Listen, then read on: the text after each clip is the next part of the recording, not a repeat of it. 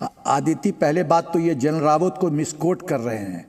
General Rawat ने क्या कहा था जब वो सीनियर लेवल पे एज एनहांसमेंट की बात किए थे?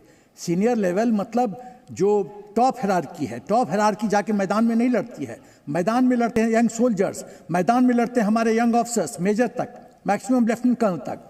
उसका प्रोफाइल यंग होने की जरूरत है। जनरल रावत को मिसकोट किया जा रहा है।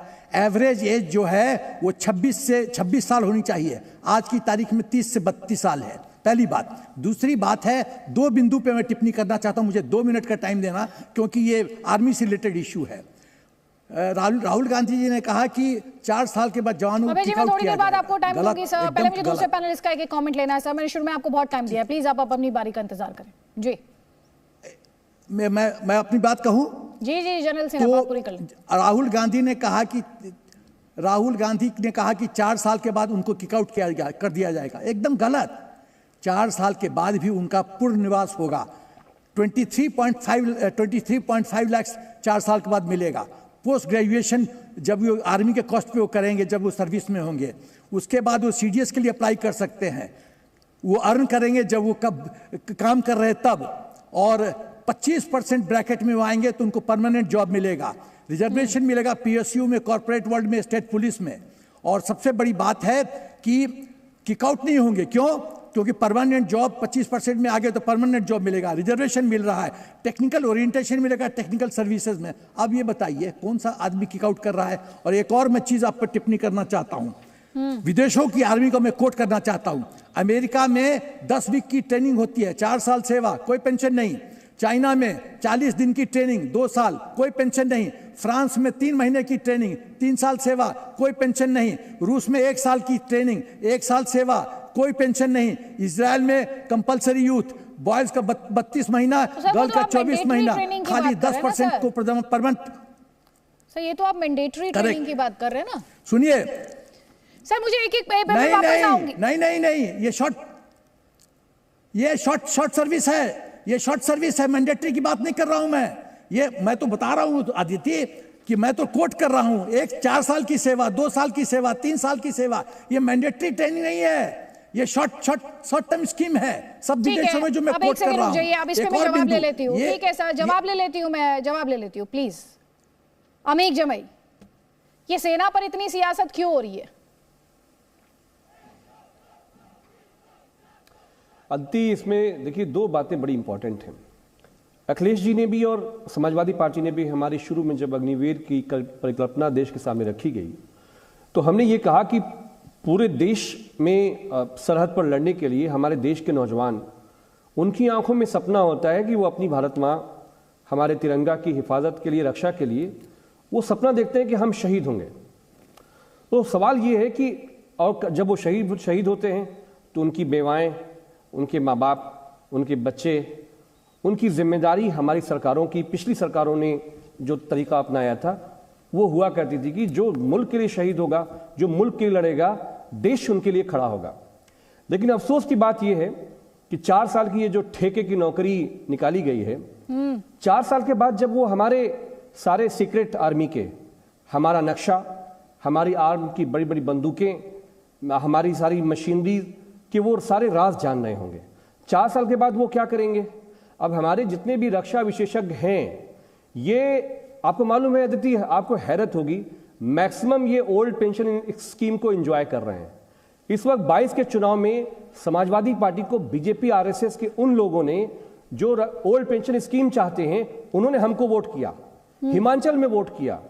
सवाल यह है कि ये सारे कानून हमारे इन नौजवानों के लिए क्यों हैं? जो प्राइम मिनिस्टर हैं दोबारा बन गए, तीसरी बार बनना चाहते हैं, जो गृह मंत्री हैं वो भी प्रधानमंत्री बनना चाहते हैं। तो नेताओं के लिए कोई कानून नहीं है, वो पूरी जिंदगी ऐश उठाएंगे, वो पूरी जिंदगी उनकी जिम्मेदारी भारत सरकार लेगी। लेकिन जो जवान, जो युवा शहीद होना चाहता है, ठीक है, जवाब ले लीजिए। उनके लिए आपको नफरत क्यों है इतना? ठीक है, जवाब ले लीजिए। पहले आप जवाब ले लीजिए आरपी सिंह जी से।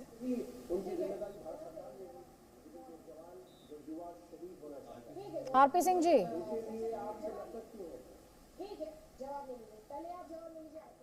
जनरल सिन्हा। आदित्य, मैं ये कहना चाहता हूं, ये शहीद की बात कर रहे हैं। पहले मुझे ये बताइए कि ये नौजवान के पास क्या डिग्री है, क्या सर्टिफिकेट है, इनकी एम्प्लॉयबिलिटी के चांसेस क्या है, 0।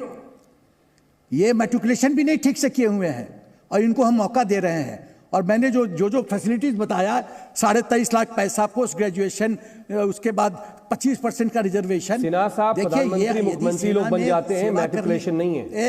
एक सेकंड, आप मुझे बोलने दीजिए प्लीज, आप मुझे बोलने दीजिए please, don't interfere. Old pension enjoy कर रहे हैं आप। एक सेकंड, आप इंटरफेयर मत करें प्लीज, हमारे देश की आप सेना की ना इंटरफेयर नहीं हो। कीजिए, आप प्लीज इंटरफेयर मत कीजिए। क्या सोशल आप सिक्योरिटी बीजेपी आरएसएस को डिफेंड करने आए, मैं क्यों ना करूं आपको? मैं सिक्योरिटी की बात करते हैं। इस देश के युवाओं की जिंदगी आप अंधकार में लपेटना चाहते हैं। आप जैसे लोग नौजवान को नौकरी नहीं मिल रहा है, सेना नौकरी दे रहे हैं, सेना में नौकरी दे रहे हैं। नहीं कर रहा है प्लीज, इस तरह से मैं डिबेट नहीं कर पाऊंगी, इस तरह से मैं डिबेट नहीं कर पाऊंगी। जल्दी से कमेंट में यहाँ पर ले लेती हूँ किशोर तिवारी का। नहीं, इस तरह से मैं नहीं कर सकती प्लीज, ये डिबेट में दर्शकों के लिए करती हूँ प्लीज। किशोर तिवारी जी, जल्दी से आपका कमेंट। जिस तरह की बयानबाजी, जिन शब्दों का इस्तेमाल राहुल गांधी ने किया कि हमारे सैनिक पिट रहे हैं, और अब ये जो लेटेस्ट उनके स्टेटमेंट है, ये जरूरी है इस तरह के शब्द?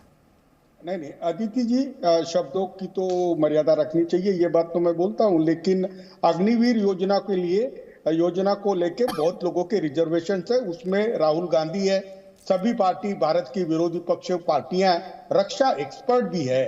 लेकिन मैं एसपी सिन्हा साहब ने जो मुद्दे रखे, उसको ड्यू रिस्पेक्ट देते हुए कहता हूं कि 4 साल के बाद अगर हम करीबन 30-40% लोगों को एकोमोडेट कर पाए, तो भी 60% लोगों को इशू रहेगा ही। और ये 4 साल की कॉन्ट्रेक्चुअल जॉब के बाद कुछ इसमें रिफॉर्म आते हैं तो ठीक है, मैं एक बात कर रहा हूं।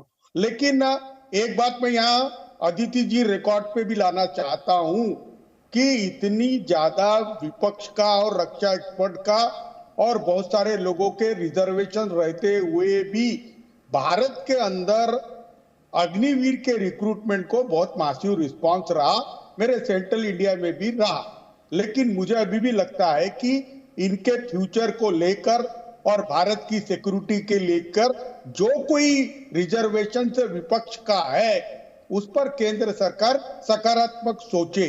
दूसरी आपने बात की कि किक मार के निकाल देंगे, या राहुल गांधी जी ने जो कहा कि इस पे लात मार के हकाल देंगे, तो वो चीज का मतलब यही है कि 4 साल आपको यूज करेंगे और उसके बाद वो आपको तो जरूरी था ये शब्द का चयन सही था?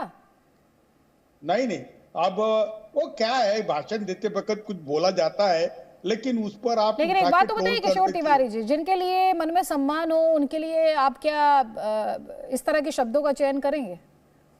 अरे, कॉन्ट्रैक्चुअल फोर्स अगर बनाई जाए और देश की सिक्योरिटी उनके हाथ सौंपी जाए, तो एसपी सिन्हा जरा कुछ आप भी बोलो।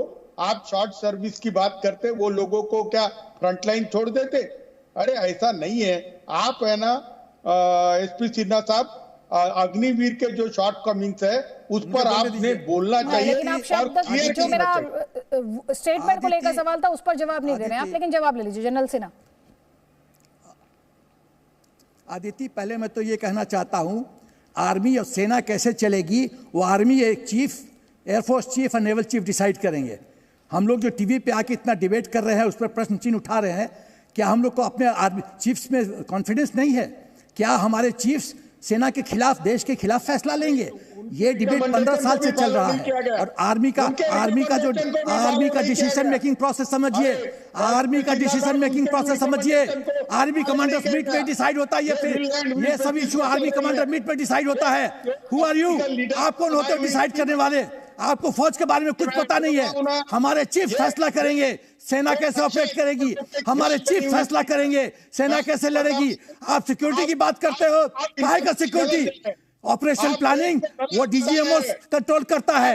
एक सिपाही को ऑपरेशन डिटेल्स का पता नहीं होता है। आप लोग को कष्ट ये है कि जो है आप लोग इन लोग को नौकरी दिए।